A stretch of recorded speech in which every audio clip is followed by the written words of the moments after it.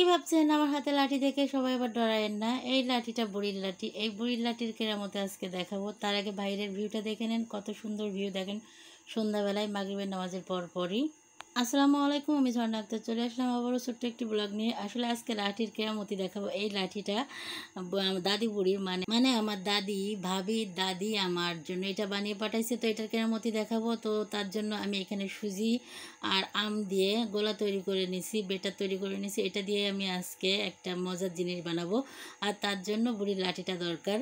তো আমি দাদিকে বুড়ি বুড়ি বলতেছি মজা করে, কেউ কিছু মনে করবেন না। তো এই যে আমি আসলে মূলত বানাবো আমি আমের মালপোয়া। এটা আমি গত বছর রেসিপি দিয়েছিলাম। যদি রেসিপি দেখতেছেন আমার পেজে যায়, আমার ভিডিও সার্চ করলে পেয়ে যাবেন আমের মালপোয়া দিয়ে। আর তার মধ্যে বলে রাখি, আপনারা অনেকে লাইক কমেন্ট দিতে ভুলেই যান। তো পারলে একটু লাইক কমেন্ট শেয়ার দিয়ে পাশে থাকবেন। আর আপনাদের উৎসাহ আমাদেরকে অনেক দূর নিয়ে যায়, এই জন্য আপনাদেরকে বারবার বলা হয়। আর যাদের ভালো না লাগবে তারা তো স্কিপ করে যাবেন। আমি ইদানিং দেখতেছি আমার পেজে একেবারে সব কিছুই কম কম, সবাই কিপটামি করতেছেন। তো এটা করেন না, আপনারা দিলেই তো আমরা আগাইতে পারি।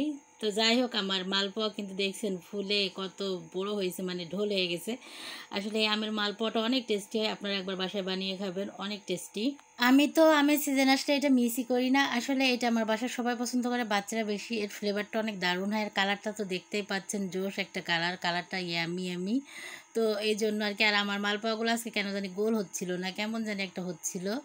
তো কিছু করার নাই, যাই হোক না কেন খাইতে তো ভালোই লাগবে। আর যেহেতু আমার এক হাতে ক্যামেরা, যার কারণে আমি ঠিক করতেও পারতেছি না, জাস্ট মগে নিয়ে ঢেলেই দিচ্ছিলাম, এই জন্য এরকম হইতে পারে। তো যাই হোক, আপনাদের কেমন লাগলো? আপনারা কি এভাবে কেউ বানিয়ে খেয়েছেন? যদি খেয়ে থাকেন জানাবেন, আর না খেয়ে থাকলে এইভাবে বানিয়ে নেবেন। এটা চালের গুঁড়ি দিয়েও পারেন, মানে আমের কাজটা করে চালের গুঁড়িতে মিশিয়ে নিয়ে নিলেই হবে। তবে একটু সামান্য চিনি দিতে হবে, যারা মিষ্টি বেশি পছন্দ করেন। যারা মিষ্টি কম খান, ডায়াবেটিস রোগীদের জন্য এটা অনেক উপযোগী। তো দেখেন কত সুন্দর হয়েছে পিঠাগুলো। পিঠার সাইডটা পোড়া পোড়া দেখে আবার কেউ লাফায়েন না, কারণ আমার পিঠাই কয়টা, কারণ আমি পিঠাগুলো একটু পোড়া পোড়াই পছন্দ করি। বাদ বাকিগুলো এরকমই, এই যে সাদা। আসলে পোড়া পিঠার মজা, মানে পোড়া না, ওই রকমই আর কি, মুসমুসে হয় অনেক ধারটা, এই জন্য আমি ওরকম করি আমার কয়টা। বাদ বাকি যারা যেমন পছন্দ করে তাদের তেমনই বানিয়ে দিই।